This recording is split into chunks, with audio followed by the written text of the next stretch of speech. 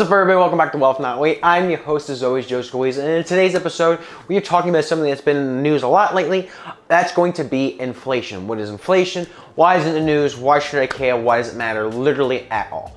Well, inflation essentially, and why it's important to you, is the proportional increase in cost of goods and services relative to just the overall economy, and it goes up usually in a steady form consistently. So that meaning that, say you buy a banana, it's for 50 cents, and then 10 years later it's going to be $1.50. Inflation refers to a general progressive increase in prices of goods and services in an economy. When the general price level rises, each unit of currency buys fewer goods and services. Consequently, inflation corresponds to a reduction in the purchasing power of money. The opposite of inflation is deflation. So as you've seen, inflation is an increase in costs in goods and services, meaning your dollar has less buying power overall. And then as Wikipedia was kind of getting in there with the Alexa, it's talking about the deflation. Deflation is when the cost of goods and services are going down proportionately, and your costs and the money buying power that you have is increased. So a dollar can buy now what $1.10 would a few years ago. Something along those kinds of lines. Now, why is that important? Why does it matter? It means that your money has less purchasing power. That's why things in the 50s, used to cost a nickel, and now today it costs like $4. You can look up inflation calculators. You can find, what it's cost since then, and it breaks it down easily. But why it's important right now and during this year is that inflation overall, excluding your volatile factors like food and whatnot, has increased 6.2%.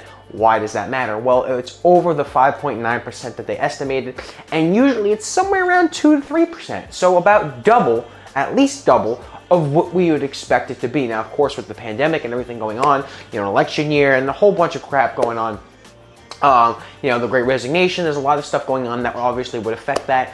Something like, wage increases. Also, there's more money in the supply then, and that's a big factor of what causes inflation. That's, again, among economists, it's, widely kind of talked and debated, but a good proportion of it is the money supply. If people have more money and they're going out and buying things, the law of supply and demand means things need to cost more. If everybody has money to go buy milk, if 100 people can now afford milk, let's just say, using milk in this example, and go buy it, they're going to run out of milk pretty quick. So they have to say, okay, well, we have to raise the cost. So then now only 80% of people can afford milk. So then they can go out, they can keep with their supply and demand. And that, over the whole economy, essentially causes inflation. So with people having more money, people having more disposable income, according to what the pandemic was, where people really didn't have any income, let alone disposable income. And as that kind of builds up and things go to this kind of new normal, inflation is rising, and it rose higher than what economists and people had suggested or speculated that it would. That is also now causing a huge increase in people just selling off stocks or switching to things like Bitcoin, or, obviously commodities are always a big thing when it talks about inflation and this and that, gold and buying this and that. So essentially it is, well, I'm losing money, what am I going to do? Well, the essential thing is, what are you not going to do? Some important things to do is say, hey, at a very micro scale that everybody can do, whether you're invested or not, is if I'm making a purchase for something, do I need to purchase this right now? If you could go somewhere and say Sam's Club and buy things in bulk and get things for a cheaper price, that's better, because then, as the years progress, say I could go out and buy a year's worth of toothpaste and it cost me $20. Again, kind of throwing a hypothetical. As prices increase and things, kind of go steadily, you then don't have to go out and purchase new products during that increased price. You got them at a reasonable price, and then when you got to go out and purchase them again, it's going to be whatever the current price is. That is a very minute, very small way to fight against inflation, but essentially it's if you keep money in a savings account that's not waiting to be invested into something or for an emergency fund, and you just kind of have money in a savings account, it's just it's just kind of there chilling, not really serving any purpose. Taking that out, because you lose usually about 2 to 3% worth of that buying power a year. So say one year you have $100 in a savings account, the next year you're losing about 2 to 3%, you're losing about $2 to $3 worth of your buying power. Having that invested, and if it increases 10% a year, 12% a year, increases 30% a year, whatever it is, minus the cost of inflation, let's say an average between 8 and 10% a year if you're invested in, an ETF that follows the S&P 500 or something along those lines, you're going to be ahead of inflation. When if you just keep money, it naturally loses its value. You cannot afford to purchase things 10 years ago for the same amount of money. It's going to take more buying power to purchase those things. Usually, again, a deflation can occur. Now, how can you fix that with investments? Of course, you can go out and you could, it's speculative as far as things like Bitcoin and gold and this and that. And that's all over the place, and you'll see a variety of data supporting and kind of knocking that down. I personally don't have any experience with that and studied it to the same degree of like an economist or somebody who really hardcore invests in those things. So I can't really speak on that. But if you're going to do anything like that, do your due diligence and know how does cryptocurrencies and whatnot affect things like inflation.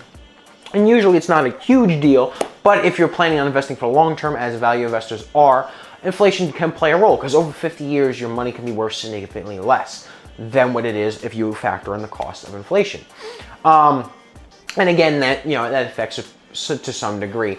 Some years are better than others, like 6.9%. If every year you lost 6.9% or 6.2% rather, sorry, or with your buying power, you'd be in trouble. And then something like on a more niche scale, like used vehicles, I think is up 25%, somewhere around there. So it costs 25% more to purchase a used vehicle this year than it would be before. And then something else, I'll put up some statistics talking about it. I think it was like 50%. So it costs you 1.5 times what it was last year to purchase that same item. It costs more money, you're losing your buying power. What can you do with your investments to kind of secure that? Certain things to avoid is obviously savings account, CDs. Usually it's like 2.5%. It's going to give you for like 3 years. So you're getting 2.5% every year, and it's locked in usually at a cap. You can't touch it. I'm not a huge fan of CDs.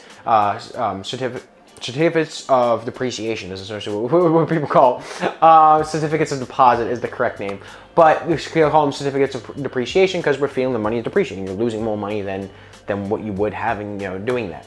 Usually 2.5% to 3%, like I said, is the cost of inflation. So you're just keeping it the same. Same thing if you invested into a usually federal treasury bond or something along those lines.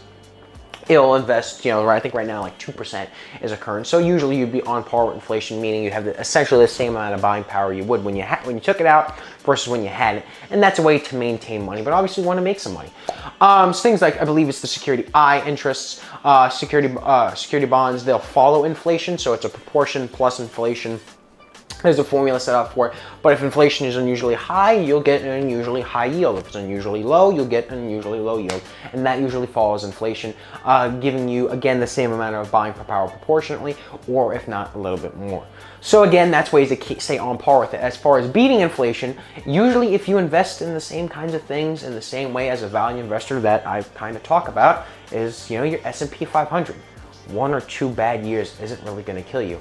Matter of fact, most money is made over the course of 30 years on like 10 or 12 really good days. As long as you're invested in the market and you invest what you can afford to consistently, you'll do pretty much all right. You'll do pretty great. Most money is made throughout the course of consistent investing.